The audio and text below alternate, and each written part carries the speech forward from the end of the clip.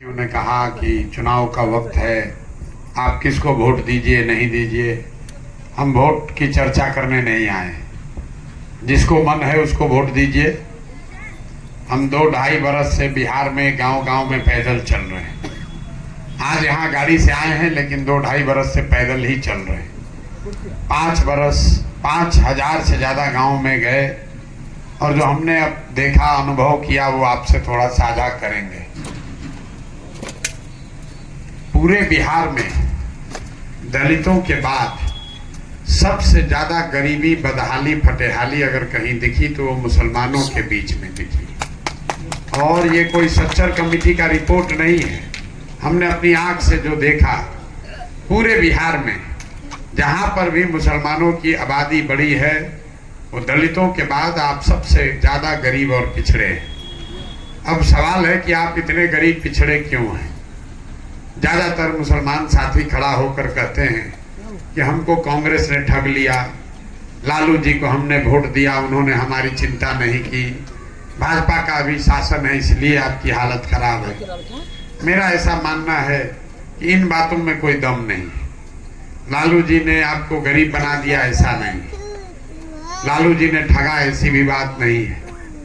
आपकी जो माली हालत है, आपकी जो स्थिति है, वो इसलिए खराब है कि मुसलमानों ने इस्लाम में जो बातें राजनीतिक सामाजिक जीवन के लिए बताई गई हैं, उससे भी किनारा कर लिया है। इस्लाम एक ऐसी कौम है, थोड़ी बहुत समझ जो मेरी आपके कौम की है, इसमें बहुत क्लियर हर जीवन के हर क्षेत्र के लिए कुछ न कुछ लिखा हुआ, आपको क्या करना है और क्या नहीं करना है। ये दूसरे धर्मों में नहीं लिखा हुआ है। दूसरे धर्म में ये चर्चा का विषय है। हर आदमी उस कौम के जो नबी हैं वो अपने तरीके से उसको बताते हैं, लेकिन इस्लाम में ये बातें बिल्कुल क्लियर लिखी हुई हैं कि आपको करना क्या है और क्या आपको नहीं करना है। अब यहाँ चर्चा हो रही है, जो हमारे साथी खड़े हुए बता रहे हैं, भाई प्रशांत किशोर आपके रहनुमा हो सकते हैं, जनसुराज में आपके लिए रास्ता खुल सकता है। कोई आरजेडी का आएगा तो बताएगा कि नहीं, हम ही लोग ठीक हैं, प्रशांत किशोर पर कैसे भरोसा कीजिएगा। इसका तो कोई अंत ही नहीं है। लेकिन आज के जो इतना तो सबकी सहमति है कि जो आज के हुक्मरान हैं, जो आज के शासक हैं, चाहे वो रामगढ़ के हों, बिहार के हों, देश के हों, उन्होंने आपके और आपके बच्चों के विकास का ध्यान नहीं रखा। वो जालिम लोग हैं आपके, उन्होंने तरक्की की बात नहीं की।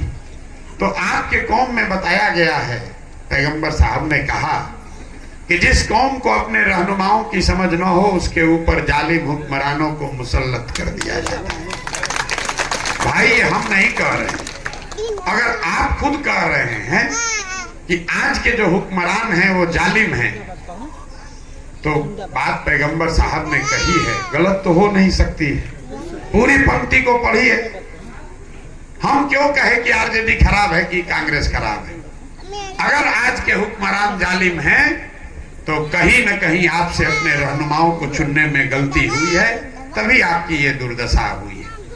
आप यहाँ बैठे हैं, आपको चुनाव की चिंता है, आप ये चर्चा करने आए हैं, सोच रहे हैं कौन जीतेगा कौन हारेगा।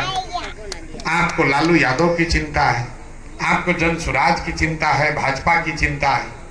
मेरे भाई, मुसलमानों के लिए हदीस में ये लिखा गया कि हर मुसलमान का ये फर्ज है कि वो अपने बच्चों के साथ इंसाफ करे। आपका ये फर्ज है कि आप अपने बच्चों को अच्छा नाम दें, उसकी तालीम तरबियत करें, उसकी परवरिश करें।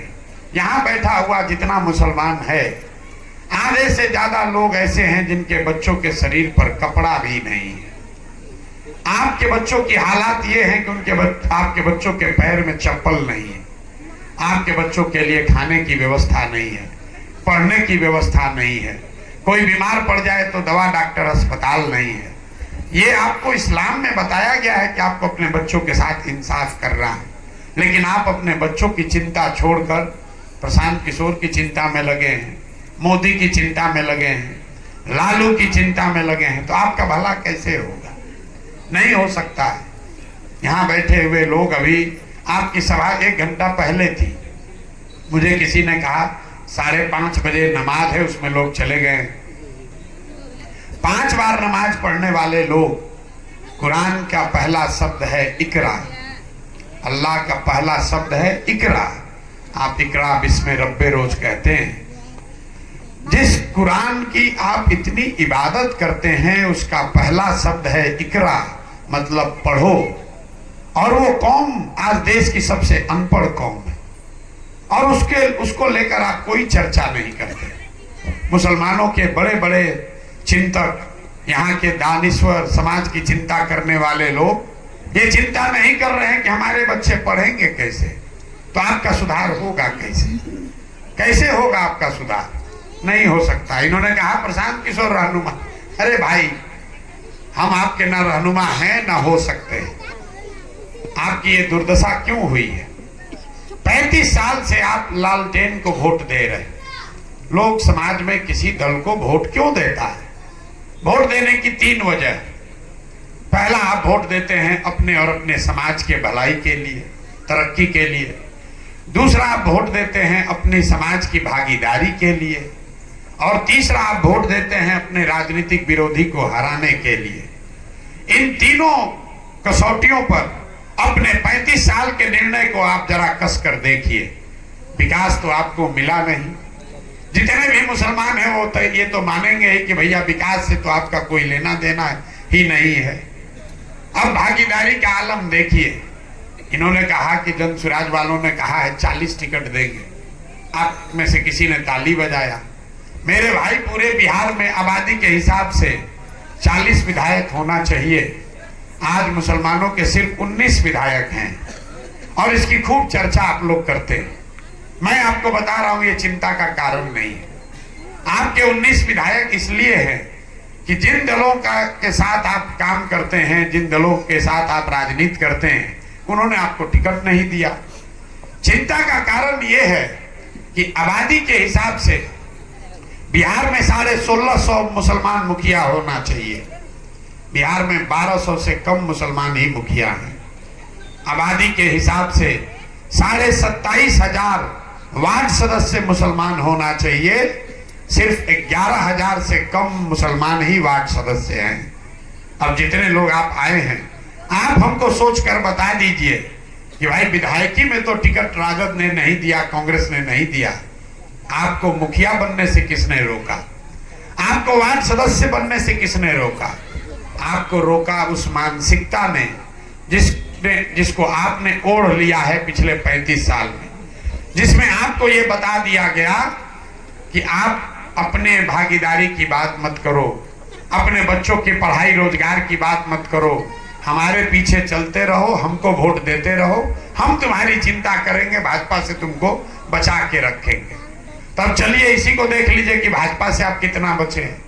विकास तो आपको मिला नहीं, भागीदारी आपकी है नहीं।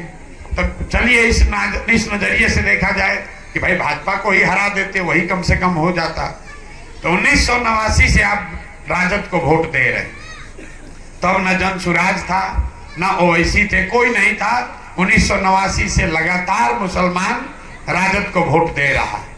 1989 में भाजपा का बिहार में 0 सांसद था, 0, और देश में 2। देश में आज भाजपा के 240 सांसद हैं, बिहार में उनके और उनके गठबंधन का 30 से ज्यादा। तो आप बताइए, आपको विकास मिला नहीं, भागीदारी मिली नहीं, भाजपा को आप हरा पाए नहीं, तो आपको ये अपना निर्णय बदलना चाहिए कि नहीं बदलना चाहिए?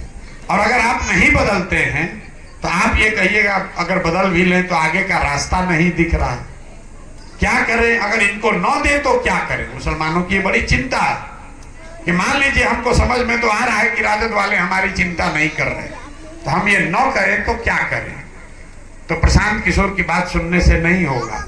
आपके कौम में ये बात बताई गई कि जब आगे का रास्ता न दिखे तो बेशक मशवरे में खैर है। तो ये मशवरे की का समय, मशवरे की चिंता, मशवरे की जरूरत इसलिए है कि जिस देश में आपके पूर्वजों ने जिस देश की आजादी में खून पसीना बहाया है, उस देश के पार्लियामेंट में आपके खिलाफ, आपके बच्चों के खिलाफ कानून बनता है और आप असहाय फील करते हैं, आपको कोई बचाने वाला नहीं, आपको मशवरे की जरूरत इसलिए है कि जिसको आपने हराने की कोशिश की वो तो आपको परेशान कर ही रहा है, जिसको जिताने के लिए पूरे देश में 10 करोड़ मुसलमानों ने वोट दिया।